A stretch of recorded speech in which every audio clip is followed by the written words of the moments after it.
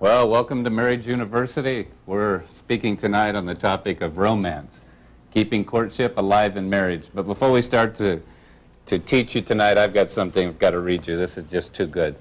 This is what a woman wants in a man. This is what I want in a man, the original list at age 22. She wants him to be handsome, charming, financially successful, a caring listener, witty, in good shape, dresses with style, appreciates the finer things, full of thoughtful surprises, and an imaginative, romantic lover. At age 32, she's revised the list. Now she wants him to be nice-looking, preferably with hair on his head, opens car doors, holds shares, has enough money for a nice dinner at a restaurant, listens more than he talks, laughs at my jokes at appropriate times, can carry in all the groceries with ease, owns at least one tie, appreciates a good home-cooked meal, remembers birthdays and anniversaries, and seeks romance at least once a week. Now at age 42, she's revised it even more. Not too ugly, bald head's okay. Doesn't drive off until I'm in the car. Works steady, splurges on dinner at McDonald's sometimes. Nods head at appropriate times when I'm talking. Usually remembers the punchlines of jokes. Is in good enough shape to rearrange the furniture. Usually wears a shirt that covers his stomach. Knows not to buy champagne with screw-top lids. Remembers to put the toilet seat down and shaves on most weekends. Now understand I'm too close to this next one, but at age 52, she revised it again. Keeps hair and nose and ears trimmed to appropriate length. Doesn't belch or scratch in public. Doesn't borrow money too often. Doesn't nod off to sleep while I'm emoting. Doesn't retell the same jokes too many times. Is in good enough shape to get off the couch on weekdays. Usually wears matching socks and fresh underwear. Appreciates a good TV dinner. Remembers your name on occasion. And shaves on some weekends. Isn't that when you can also wear tennis shoes with your suits? Yeah, the 55, tennis shoes with suits. Okay. At age 62 now, it changes a bit more. Doesn't scare small children. Remembers where the bathroom is. Doesn't require much money for upkeep. Only snores lightly when awake, loudly when asleep. Doesn't forget why he's laughing. Is in good enough shape to stand up by himself. Usually wears some clothes. Likes soft foods. Remembers where he left his teeth. And remembers when. Finally, at age 72, all she needs is somebody who can breathe. That's a great romance list, huh? Oh, well, we're gonna talk to you about romance tonight, and that piece in our relationship that has to do with keeping something alive that we started with. And there's so many of us somewhere along the line after we get married, it just kind of drifts off. Scott Peck in the book The Road Less Traveled said, love is the discipline to continue doing in marriage what you did out of passion in courtship. That passion that was the romance that came naturally has to be done out of discipline once we get into our relationships. And some of us let that die. Tonight I want to ask you some questions first. Let's start with this one. Why is it that so many couples stop being romantic after the marriage takes place? Well, here's some answers. It could be. We have tapes that start playing. See, depending on who we watched and who our models have been, we have taped already what romance is. I asked someone this afternoon, I said, what does romance mean to you? And she said, I've never seen it modeled. So nothing really came to her mind. Because we have taped what a marriage looks like. I've taped what a wife does. She taped what a husband did. I've taped what a husband does, and she taped what a wife does. Now we got married, my tapes started playing. And they started telling me what a wife should be. Unfortunately, her tapes were different than my tapes. It's like the couple that went on their honeymoon, and they woke up the next morning after they came back, and he's angry laying in bed waiting for her to get up and fix breakfast because her father always cooked breakfast. He's laying in bed waiting for her to get up and cook breakfast because his mother always cooked breakfast. And so we have these tapes that we have already recorded that we're trying to figure out what romance is. If we've never seen it, we don't know what to do with it. Men have conquered. We stop doing these things in our relationship because we shoot it, bag it, put it over our shoulders, and we're off. We're done. We don't have to do romance anymore. Hecticness, we just get so busy. We have children around. What would they think if we're romantic? What do they think if we go up and pat the other one or put our arms around them? Yeah. Romantic love wears off. That's what we think sometimes. We say it won't, but it does. You can go talk to anyone who's passionately in love, those ones that look into each other's eyes, can't get their hands off of each other, say, we just talk all the time, we can understand everything that the other one says, and then it wears off because there's a chemical in our bodies. Remember, some of you wouldn't remember this, but remember the old PCP? It was a drug that people took and it gave you a high. Our body naturally produces that when we're in passion, when we're in that romantic stage.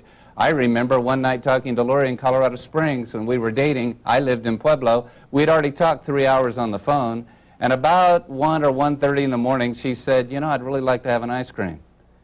I went down to the local place wherever I could find open at 1:30 in the morning. I got ice cream. I drove all the way to Colorado Springs, knocked on her door, 3 o'clock in the morning, and gave her ice cream. Now, the truth is, I'd probably still do that. Yes, he would. Yeah. Yes. That's romantic, isn't it? But see, that's what we do in passion. That's right. You know, we don't need to sleep. We can Google eyes. We can all of this stuff. But it's when this high is built naturally in our bodies, we naturally set up resistance against it. And the more we resist it, it's like taking a drug. Our body sets up a resistance to it, and ultimately it does go away. And it's replaced by something called endorphins. And now when I look at Lori, I don't have that high driving thing. I still have to have sleep at night. But I have that wonderful soft feeling that goes on inside of me because when I see her, it sets off endorphins. And that's that wonderful warm feeling that happens when we see someone that we love. So we say that passion will last, but it won't. We have to make the things happen after that. Why do so few married couples plan dates with each other? How many of you have dates? Regular dates with each other? Good. About half of you. Why don't we? Those of you who don't. Well, maybe we didn't develop a friendship. Part of the whole relationship of dating is to develop a friendship. And as we talked about when we talked sexually, if we didn't develop that friendship in the very beginning, then we have no basis around which to build something. We don't have a desire to spend time with each other. Some people don't want to be with their spouse. They'd rather be anywhere but with them. And of course, if we're there, then really something's wrong. It might make the man look henpecked. It's all right to be henpecked. Godly, real men will promote romanticism. When I do something with Lori, when it's romantic, it has nothing to do with my manhood. It has everything to do with my love for my wife. Newly single people have forgotten how to date. How many of you in here are divorced or have been divorced? Some of you, when you got divorced, you didn't remember how to date. Now, isn't that an indictment on marriage? Because marriage is dating all the time. Part of what romance is treating your spouse as if you were on a date with them all of the time. Another question is, why is it so difficult to be alone looking into each other's eyes and hearts? Why is that? You know, maybe I told you about the cartoon, but it's this couple looking at each other and they're saying, isn't it great that the kids are away for the weekend, holding hands across the table? And the next frame, one's looking out this window and one's looking out the other window. And the next frame, they turn back to look at each other and said, so when will the kids be back? See, part of it is we're having difficulty being with each other because hecticness drives us apart. The hecticness that he's talking about is something that we all have to really watch in our lives. But one of the things that reminds me of romanticism is the word intimacy. And if you've ever broken that word down, it's intimacy. Intimacy. And when you are romantic with each other, and he was talking about looking into each other's eyes, the eyes are the window to the soul, and we get to see who that other person is. And so it's the intimacy that you try to create with each other in being romantic. So why is it so difficult to be alone, looking into each other's eyes and hearts? Some thoughts are couples that become strangers to each other. We don't even know who the other one is anymore. And then in The Drifting Marriage, Donald Harvey says some things that are really interesting. He says there are 3 stages to a marriage. He said there's the crisis times. Crisis tends to draw us together unless it's the death of a child, very often. But he says there's the calm times. That's the time that we build a relationship. And then he says there's hecticness. That's the one that drives everything apart. Hecticness will chew us up, spit us out, and destroy a relationship. Why don't we spend time with each other? Often it's because hecticness has driven us so much that when we get alone, we realize how tense it is between us. I remember Lori and I went down to Cancun one year, and I had been very, very busy, and I thought when we got to Cancun and would be laying on the beach that all of this warm feelings would come back, and it didn't. So I'm reading a book by Donald Harvey called The Drifting Marriage, and I'm laying there, and pretty soon I lean over to her and I said, "It's a good book." A little while later I said, "You know, there's some pieces of me in this book." And about an hour later I said, "This is me." And we had gotten in the calm place where we're supposed to build a relationship, and I felt estranged from her because of the hecticness, and it scared her. And I said, well, the same mouth that said, we've got a problem, said it's going to be okay, and over the next 3 or 4 nights we spent time together and reconnected. But hecticness, when we get involved in the fact that our kids have piano lessons one night and soccer the next night, we go to church the next night, we have choir practice the next night, and then our kids have something, and all day on Saturday they're in sports events, we go to church on Sunday, and we just fall into bed Sunday evening, just exhausted, wiped out, no time for each other. That's what hecticness does. When we know we're in trouble is when we don't want to go out to eat just with the two of us. We want to take friends with us. We know we're in trouble when we don't want to go on vacation by ourselves. We want to take friends with us. And there are times when I talk with couples and they say it's been years since we've been out by ourselves. Or they want to take the kids with them. They won't have any time together, and if you're there, you know hecticness is beginning to destroy you because the calm times are where the relationship is built. Why do the days of some marriages seem so dull, even boring? Now, I don't understand this, but some people tell us that they're racked by boredom in their relationship. We were sitting around last night and we were bored. What does that mean? Don't have a clue what that. Maybe I'd like to know something about it. Marriage has just become routine. You do the same thing every day. You have politeness. Good morning, dear. Did you sleep well? It's that whole routine again of being polite to each other. There's no investment of energy or creativeness. You're just doing good to get out of bed, go through your day, drop back in bed again, fall asleep, get up the next morning, go through your day, fall asleep. There's no creativity, there's no energy. In fact, if we treated our jobs like we treat our relationships, we'd be fired from our jobs. If we would put the same amount of energy into our relationships that we put into our jobs, we'd probably have something that we've worked for. But it's the last thing that gets our energies. Why do we tend to take each other for granted? Because we allow ourselves to be taken for granted. If I start taking her for granted, it's time for her to stop and say something. It's time for her to set some boundaries in the relationship. She has poor boundaries if she lets me take her for granted. I have poor boundaries if I let her take me for granted. Or our priorities are out of line, and somewhere as we go through all of this, I have to pause and do priorities with you. And so this is the time. God has a priority scale for us that we must live by. And it's borne out in Scripture. The first priority is our relationship with God. Thou shalt have no other gods before me. Shall love the Lord your God with all your heart, soul, body, mind, and strength. You can only have God. God has to be above everything else. Our relationship with God, not our service to God. There's a difference, and we have to split the two out. The second relationship or the priority is our spouse. My next one is Lori. Her next one is me. Lori must come before the call of God in my life. That's right. It comes before my service to God. It comes before me being a pastor. It comes before me singing in a choir. It comes before me being an usher, being a greeter, being a Sunday school teacher, because my relationship with God is what has to come first. I had a pastor in another city call me one time and he said, I need you to work with my wife and I. Would you do that? I said, Pastor, are you willing to give up your church for your wife? And he said, no way, man. And I said, then don't call me until you're willing to. Not that God would require him to do that, but he must be willing to do that. Why? Because God comes first. My relationship with God comes first. Lori comes second. How do I know that? Genesis chapter 2 says, for this cause shall a man leave father and mother and shall be joined to his wife, and the two of them shall become one flesh. We became one flesh. Inseparable. And so if I try to put something between her and me, it's impossible. If we're one flesh, then even my arm is connected. Her body's connected to me. I can't take part of my arm off and put something else in here. I can't do that. I can't lift my head and put something between my head and my body. When we became one, the Scripture said nothing can come between us. So how can then the call of God come between us? If God calls me, I wait till He calls her too, because He doesn't call a half a person.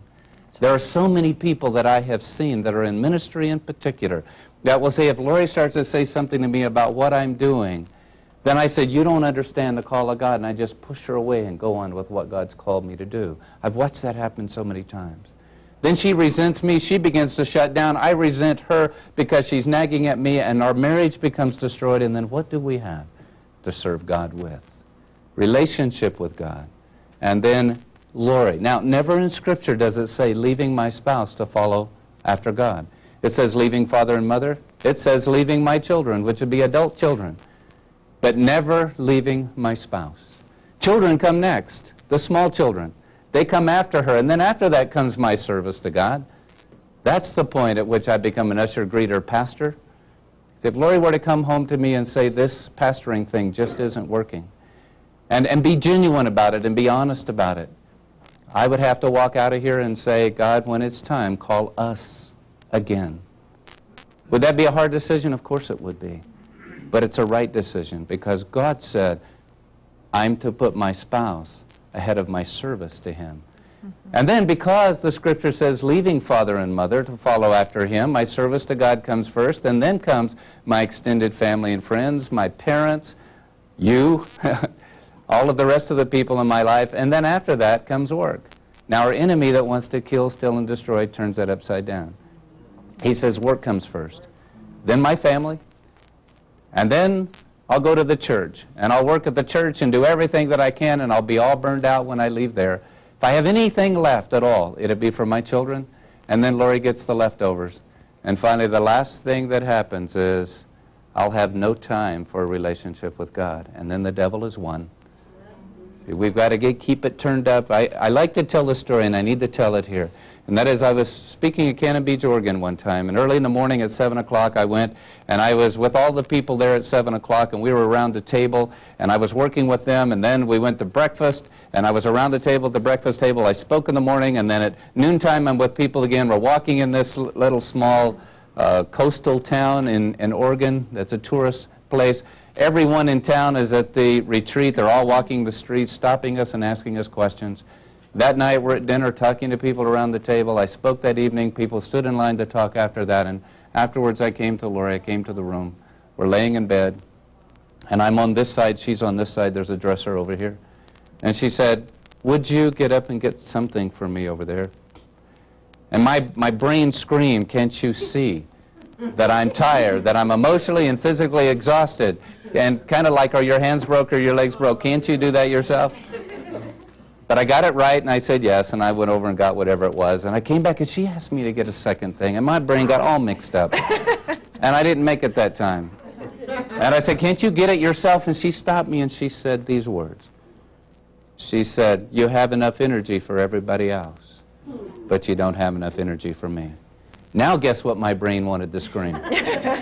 Can't you see that I'm a pastor and God called me to do this? Didn't He call you to be a supportive person, to stand by me, to walk by me, and to help me in ministry? Don't you understand? But that time I got a hold of my mouth, because I knew my mouth was wrong. And I said, you're absolutely right. You're absolutely right. What had I done? Put my service to God before Lori. And that was inappropriate. And the next day I had a day similar. Same thing, all day long. But that night I kept some freshness. So then when I got back to the room, she didn't get the leftovers, because I was wrong the day before. Do you hear what I'm saying? Relationship with God first, and then Lori, and then children, then our service to God. I'll say one more thing. I had a lady up in Michigan a year or so ago. I was speaking on this topic, and she came to me and she said, when I get off work, I go pick up my children, I go work at the church, we're there until 11 o'clock, I get them fast food on the way. We do that every night.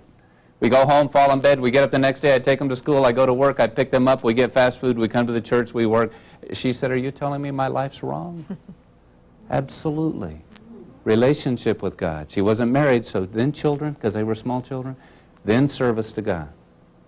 She had elevated her service to God equal with her relationship with God, and it was destroying her life. If I could do anything out of this, it would be probably to line you up at those priorities. If we don't do that, it's like painting the car when the engine's broken. Looks good, but it doesn't run. That's right. Next question. Why do we spend so little time adoring, admiring, and appreciating each other?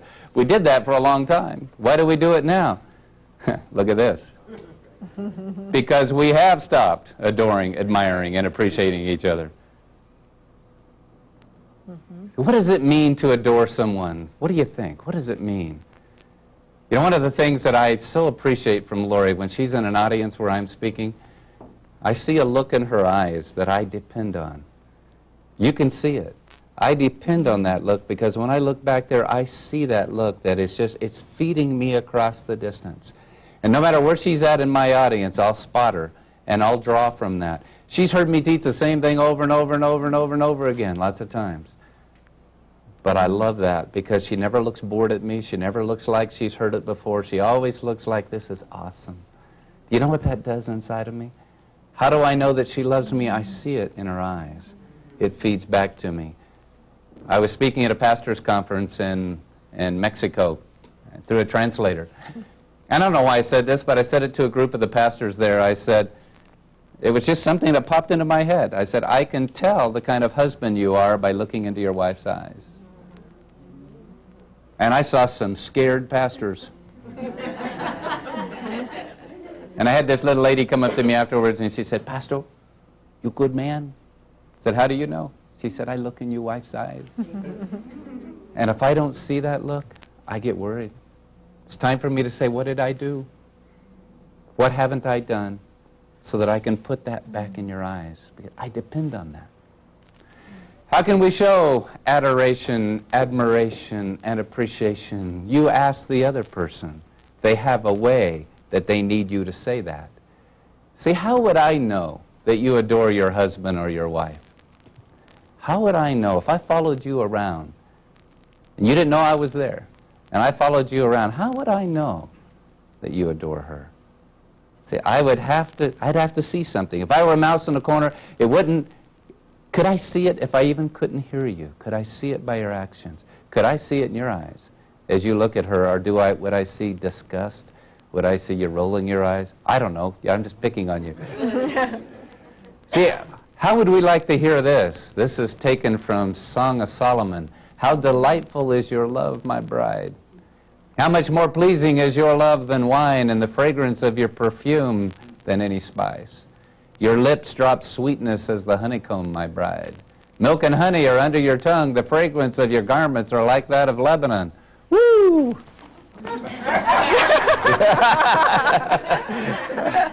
Yeah. How do you like this pillow? It's got no on one side, yes on the other. Just flip a coin. You read that to me all the time. This I pillow get would that. stay up, you bet. But think, you don't have to wax that poetic, but think what it would, you say the Bible doesn't have any romance in it? Oh, you read the Song of Solomon. That's right. It'll make you blush. You'll take it away from your That's kids right. and say, you can't read that yet. In the Hebrew, that's right. So why is it easier to compliment someone other than the person you're married to? We've stopped pausing long enough to notice and to appreciate them. Sometimes we just don't even look anymore.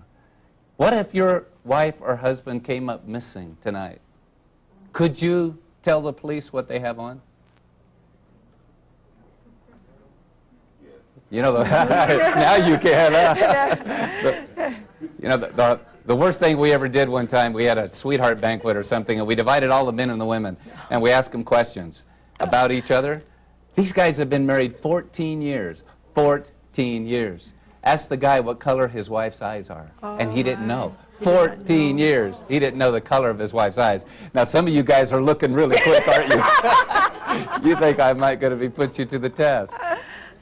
We start taking them for granted. Somebody told me today, he said, I take my wife's elegance for granted. And today, when I've had a contrast, now I see. See, sometimes we just take them for granted. We take their nature for granted. We take how they look for granted. We take how they're built for granted. We take all of those things for granted. And so what we do, we start comparing. Then you start watching that chick walk by, you start watching that handsome guy walk by, and you've got everything you need at home. Have you ever watched that? You watch some guy and he's got this gorgeous wife and he's looking at everybody else and you say, what's wrong with you?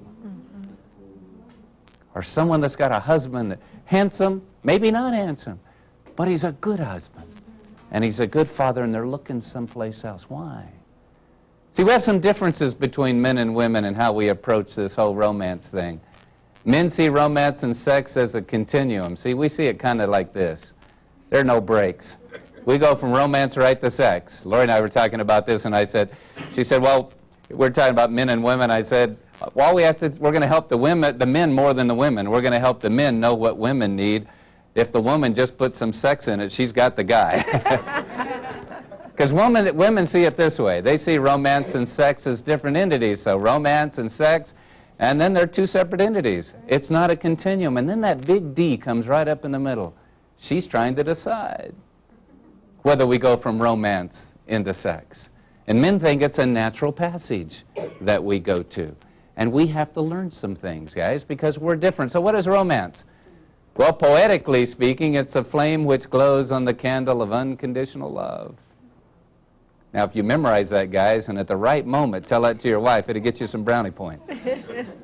Or you can say it's a fertile soil in which passion grows. It's that thing we keep alive. So that if you start to be passionate, guys, if you start to be romantic, she doesn't just think it's because you want to get her in the bedroom. See, romance isn't just to clear the hallway to get to the bedroom. Romance is something that you do all of the time that doesn't necessarily have sex connected with it. So realistically, what is it? It's the act of keeping your courtship alive long after the wedding day. That's really what romance is. So what are the different definitions of what is romantic? Let's go through some of those and see what those might look like. Some examples. Man climbing a mountain to set up dinner. So guys, put yourself in this guy's place. And this guy's going to be romantic. He's gone to the romance class. He's read the 1001 Ways to be Romantic. And he picked one out. And out behind their house was this mountain that went up. And he thought how great it would be if he went up on top of this mountain and he trudged up there and took a table up. And he set the table up there, and he had chairs that were really nice up there, and he even had somebody come up that was going to play a violin back in the distance. And he trudged up and he carried all the food up and he had it all set up and he had the table and he had the tablecloth on it and he had it looking gorgeous and he had candles up there and it just looked gorgeous. His wife came home from work that night, and her feet hurt. She'd been on her feet all day, and she was grumpy. No, I'm not going to say that. I was going to say, and she's PMS. I don't know. Forgive me. But she was tired, and she didn't want, and he says, let's go for a climb up the mountain, the back of the house. She didn't want to climb the mountain in back of the house. She's tired. Her feet hurt. She doesn't want to go on a hike. He finally half drug her up there. When he got up there, during the time that he set this up in the morning and the evening, the wind had come up. Blew his table over. The violin guy was waiting out there, but it was a mess. And what he had pictured in his mind as being so romantic, because she didn't see it that way, didn't even know it was coming, turned out to be a disaster. See, romantic people marry non-romantic people. People who are stingy marry people who are spendthrifts.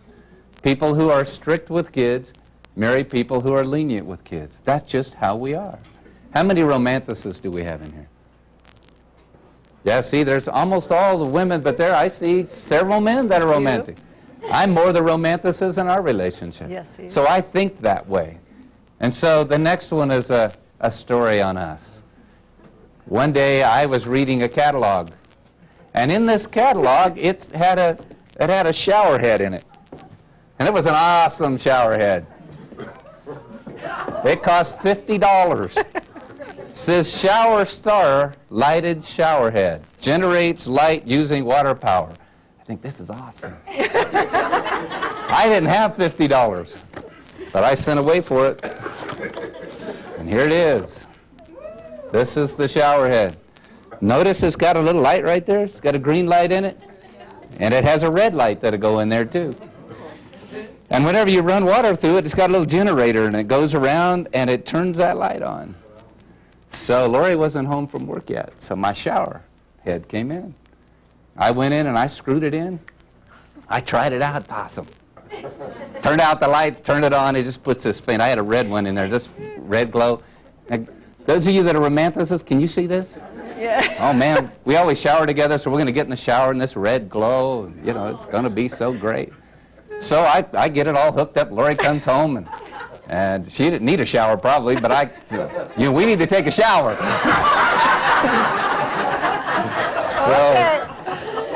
So we go into the bathroom, and I had the light out where the shower is. The other light was on out in the bathroom, but where the shower is, the light was out.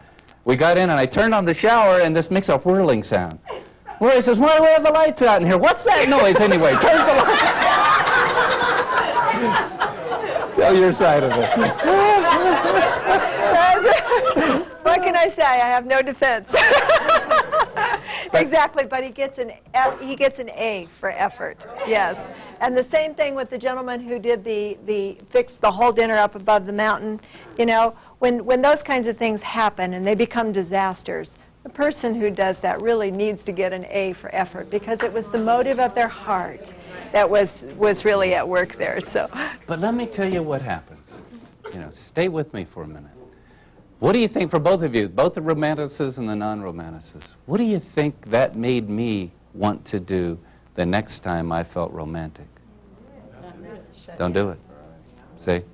What that does is that's before we figured a lot of this stuff out. So then my romanticism began to kind of go in the cave, because I wasn't going to take that risk again. See, I'd spent $50 I didn't have for something I was real excited about. She didn't do it on purpose. I'm not suggesting she did it on purpose. See, what we have to do is those of you who are non-romantic have to become sensitive to when those situations get set up. Because it's real easy to say, well, we could have just eaten down at the house. Why'd you go to all of this? What's wrong with our dining room? It would have been fine if you just light 2 candles down there. It'd be okay. See, and that would make him never want to go to the mountaintop again. When they got up there, she'd have said, "Oh, this is awesome. Thank you for setting this up. I'm so sorry it didn't work out, but this was incredible that you thought to set this up." I have to tell you a story, too, along the lines of that is really, hopefully, a lesson for all of you. And that, especially for the women, and that is that my idea of a real fancy, kind of warm night would be to put my little flannel pajamas on with the feet in them that comes up to here and comes clear down to here. And that's not my husband's idea for romantic at all. And but ladies, I share this with you because I learned this very, very valuable lesson, and that is that my husband likes to shop for really nice lingerie for me. And that's not my desire. That's not it's not what I would prefer to buy. But the worst thing that I can do is if my husband buys a piece of sexy lingerie for me, and I say, "Oh, this thing, you expect me to wear this thing?" That is the worst rejection that I can give to my husband. And so I just share that with you because I've made that mistake, and I don't want you to make that same mistake. And I've gotten a whole lot better at that, understanding that because he's the more romantic in our relationship, and so when he does those kinds of things, I have to look at the heart, and he loves me, and he's doing those things to please me and to make me happy because he loves me. And I have to reframe that in my mind to get it, because that does not come naturally for me. So please, if your husband brings home, now I don't suggest that you all go out and start buying at Victoria's Secret now, but it's my husband's favorite place to shop. But if your husband brings something beautiful and sexy home for you, take it and do the best thing that you can with it by putting it on and being with your husband. Because, you know, we have this whole thing of body image sometimes that comes up, especially for women. You know, oh, we don't look real sexy in that. We don't look real good in that. And so we don't want to wear those kinds of things.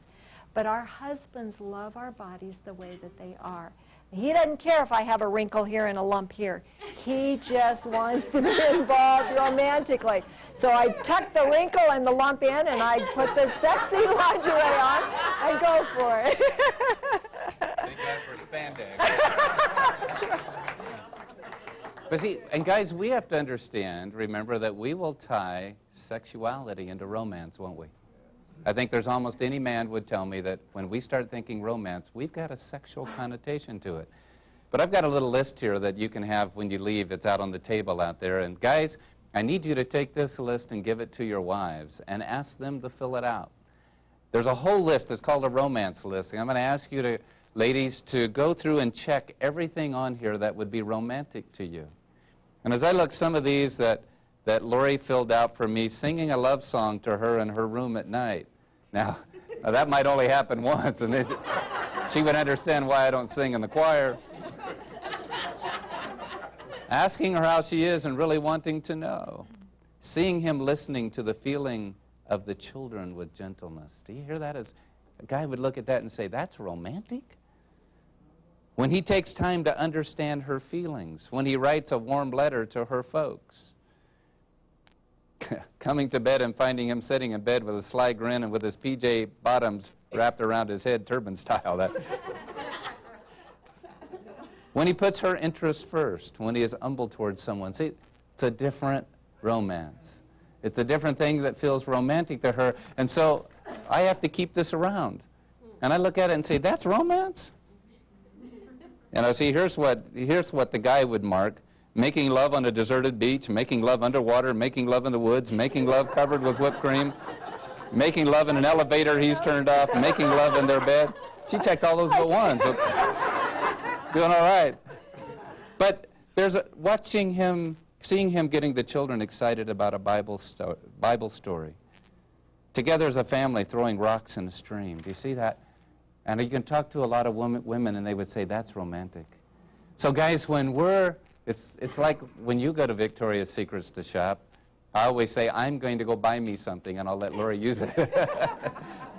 See, we're not shopping for them, we're shopping for us to give to her.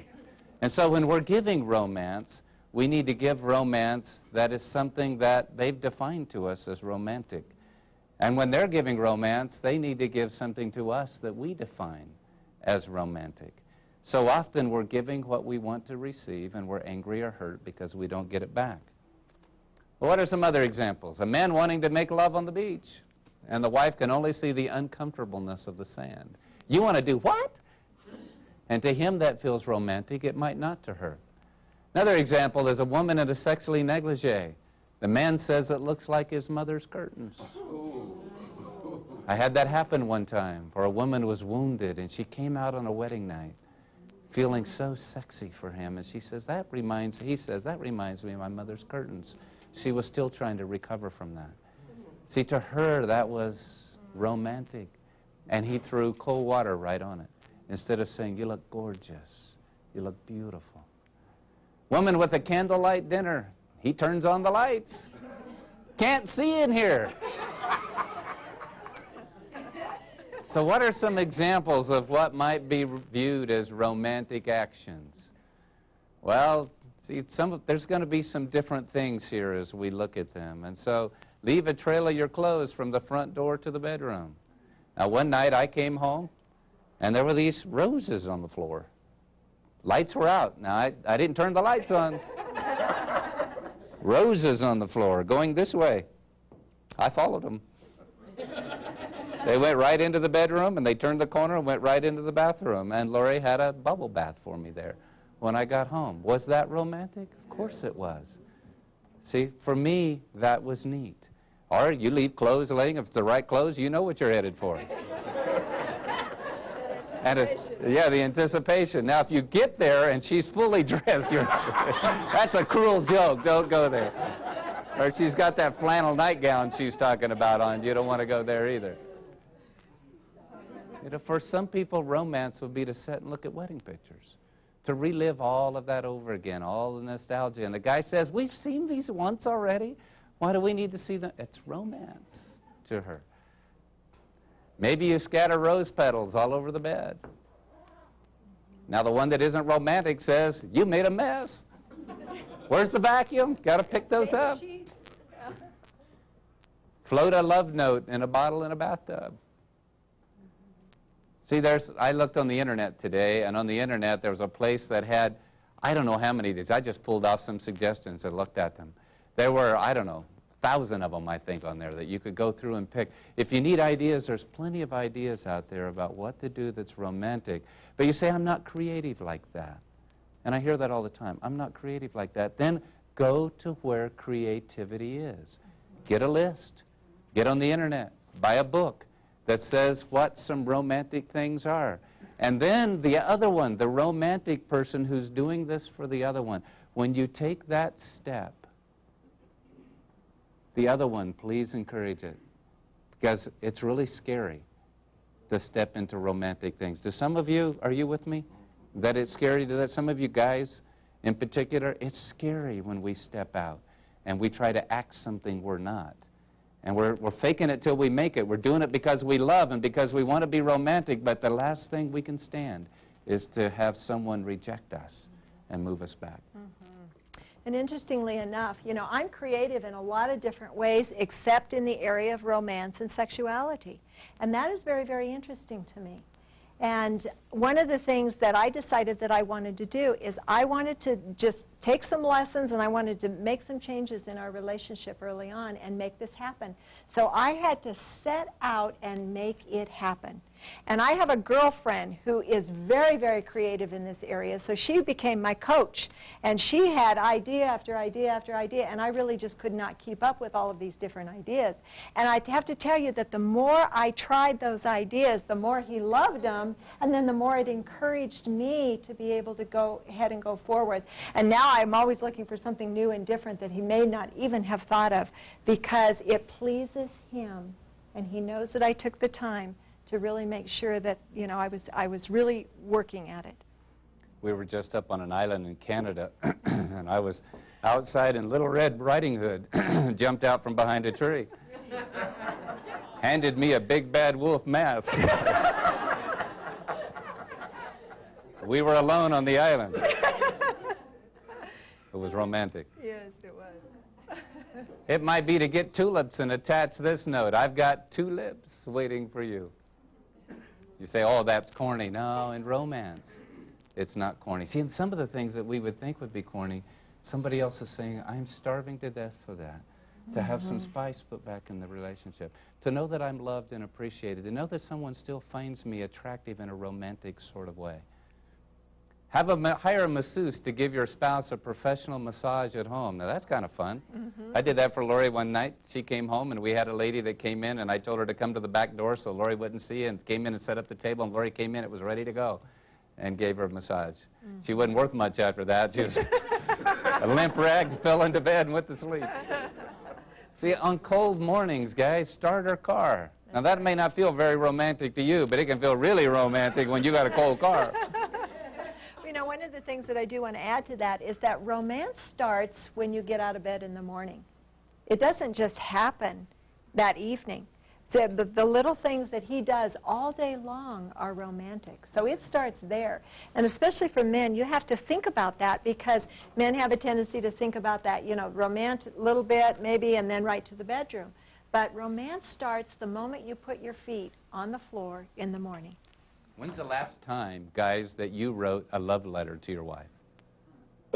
Lori said to me one day, that would be romantic, write me a love letter. Man, you know, I chewed on my pen and I chewed on my pen. That doesn't come easy. That sounds like it ought to really be simple. It's not simple. I read that love letter the other day. I found it on the computer. We both read it. And I thought, oh, it sounds good. I did all right. You did great. But it took me a long time to write that letter, because I'm not one of those waxing, prolific poets that can just sit there and spill that stuff out. Call her at work and ask, is this the office of the most beautiful woman in the world? And she says, yes. Yes. Don't be self-effacing. Yes, it is. Can I help you? Hide a love note in his pants pocket, so when he goes in to get something out of his pocket, it says, I just want you to know that I love you. There's not a man anywhere, no matter how macho he is, that wouldn't like that, to see that his wife loves him. A diamond necklace for Christmas, a woman's best friend. Lori said a diamond necklace for Monday, Tuesday, Wednesday. Reminiscing pleasantly about the past, where you're just walking down memory lane, talking and enjoying that time together. Might be showering together by candlelight. You don't have to have bright lights to take a shower. You know, little faint red ones are good. Candles are good too. Warm her bath towel in the dryer for her. I got to tell you what we do at our house. You know, Lori's feet were born cold. They were just cold. They're cold in the summertime. So when she gets into bed at night, she wants to put her cold feet on me. And she's just naturally cold. And as I get older, so am I. But guess what we have underneath our bed? A blow dryer, hair dryer. I reach down under the bed and I get it and He warms my feet. I put it under the covers and I warm her up, warm her feet up, warm the sheets up, warm her up, and then she's all content. But see, just something as simple as a blow dryer, hair dryer. It's on an extension cord, so there's lots of room on it. Just warm the bed up. Her feet are warm. When she puts them on me, I don't freeze to death. But see, that's, for her, there's no sexual connotation to that, but that's romantic to her. Cuddle in front of a campfire or fireplace. Just no sexual connotation to this, just the cuddling. See, for a woman, just cuddling is romantic. The guy doesn't understand the decision and wants to go on to lovemaking. So how would I begin to summarize the whole romantic piece that we've talked about? First, I would say to you, romance doesn't just happen naturally in a marriage. It's not just going to happen. Your passion ran out when the PCP stopped having its effect on you. And now you have to sit down and think, what do I do? You don't do moon eyes by yourself anymore. You make them happen. You don't think to do the things that you used to do naturally. Now you have to, out of discipline, remember to do it. You used to call her all day, every day. Now you tie a string on your finger to remember to call her because it's still romantic to her to hear from you. Second, no, it's not simply an extension of physical intimacy. Second, the winning recipe for romance is found in developing a friendship centered on shared interest and carefully planned. You know, when the romance really sounds good is when you go walking together and he's talking about her potted plants and she's asking what the football scores are. See, it's where we've stopped to share interest. Lori and I were in Mexico and we were reading a book by John Gottman, 7 Reasons Why Relationships Work or something. And there's a chapter in that book called Life Mapping. And we sat over dinner with the appendix in the back of that chapter, and life mapping is finding out who we are. I never knew Lori's favorite color was royal blue. I never knew that her favorite flower was a lily. I didn't know that. But we began to talk, and it says, when you feel stress, what are the 3 things right now that you feel stress about? And back to the other person. It was how we get to know each other, and then what are we willing to do together, and what are we willing to exchange together around life. That can be romantic. Third, by using surprise, that's the first one, spontaneity, and creativity. Now those are 3 biggies. Whenever you're surprised, act surprised and enjoy it, go for the ride. Spontaneity, it's okay to do things spontaneously. You don't have to plan everything. Sometimes it's okay to have spontaneity. Now sometimes it's okay to plan and have the other one know. I'm planning our wedding anniversary celebration this year and it's coming up pretty soon. And it's my job to plan that. Lori doesn't know. In fact, I finished the planning for it today. She has no clue what we're doing. But it's already planned, it's ready to go. See, when we get to our anniversary, I don't just say to her, well, what would you like to do? It's the night of. You want to go out to eat? What do you want to do? It's our anniversary. See, romance is having taken time to plan it. But it's okay to do spontaneous things as well. And then creativity. What is your ability to be creative? Don't do the same things all the time. If every night I came in the door, there were roses to the bathroom, I would get tired of the roses. It's something else. It's the creativity. If you don't have that, find it someplace else. One of the things that I wanted to add there was that on our anniversaries, he takes 1 year and then I take the next year. So we trade. The same thing on our date nights. He might plan for a month and then I plan for a month and then he plans for the next month and so on and so forth. So it doesn't always fall on one person. But there's a wonderful resource out, and it's a resource called Simply Romantic Nights, and it's by Dennis and Barbara Rainey. And they have put together this, so if you lack in creativity like I did, this may be a really good resource for you. But it's got 12 romantic nights that the man plans and 12 that the woman plans. And it gives you every single detail, all the way from planning the setting to taking care of the child care arrangements while that's happening. It also has a wonderful inventory inside of it where you can get a hold of the inventory and ask, and each one of you have to fill out this inventory, like what is your favorite candy, what is your favorite flower, what is, that kind of thing. And then you can exchange that with your spouse, and they'll know a whole lot more about you, but it's a great resource. And then the last thing that I would say to you is we need to make sure we give our full, undivided attention to our loved one during a romantic time. When you're exchanging romance, when you've set aside a time to be romantic, one person doesn't bring up that the plumbing's broken. You're not watching TV out of the corner of your eye. You're not watching somebody else go by. When you've got a romantic dinner and you're sitting next to each other, there's nothing worse than looking past Lori at the lady sitting over there. Or when somebody walks by, you go like this. You don't size up the other person. When you're in a romantic setting with just the two of you, it's right here. It's a connectedness. It's me looking at Lori and thinking in my mind, isn't she beautiful?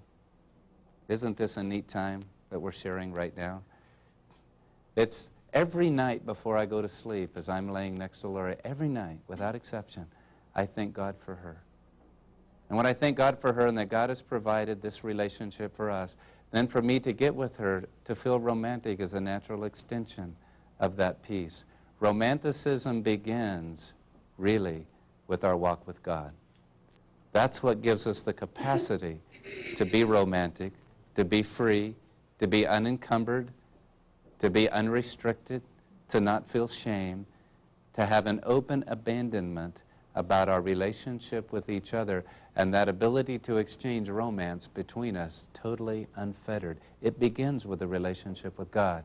Past that, the requirement for me is to give undivided attention 100% to her. So, what do we do in romance? You have an assignment. The assignment, guys, is I want you to, ladies, don't you pick it up. Don't you pick it up. Guys, your assignment is to pick this up. And it's to give it to your wife and ask her in all of these areas to go through and tell you what on this list would be romantic. Now, guys, once they tell you, you have no excuse. Then she can say, I told you already. Ladies, when you want to be romantic, just put a sexual flair on the edge of it. He's going to love it. Your job's easy. Just put a sexual piece on it and it's going to be fine. But guys, for us, it's harder in the romance with our wives. And this form can help you a lot. Yes, it can. And those are located right out here. So be sure and pick one of those up. But I just want to say that when my husband said it starts with God, that really truly is where it starts. Because what you find yourself doing is taking your eyes off of yourself and what's important to you, and worrying about, or not worrying, but just wanting to please the one that you love, wanting to please your spouse in all the ways that you possibly can. So if I know that romance is important to him, I'm going to do everything that I can to make sure that we are romantic. And I'm going to ask you to, husbands, you're first. Sometime in the next week, I want you to set up something romantic for your wife after she's filled this out. I'm going to hold you accountable next week. Did you do it? And then, ladies, the following week, I want you to set up something romantic for your husbands. And I'm going to ask you then if you did it, because I think it's important that we get started. So just Join hands with the person next to you. Let's pray about this. Let the Lord really touch your hearts. Father, I thank you for this group of people. Father, I thank you for romance. Lord, I thank you that you put the chemicals in us that sparks this when we see each other. Father, I thank you for the endorphins that just make it warm when we see our spouse. Lord, for the fact that you introduced romantic language into the Scripture. You introduced a relationship that could be shared in that way. And Father, I pray that you would help us. You would give us creative minds. You would give us disciplined spirits.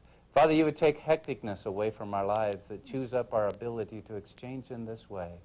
And Father, you would draw our hearts closer together, that you would intertwine them, that you would lace them together.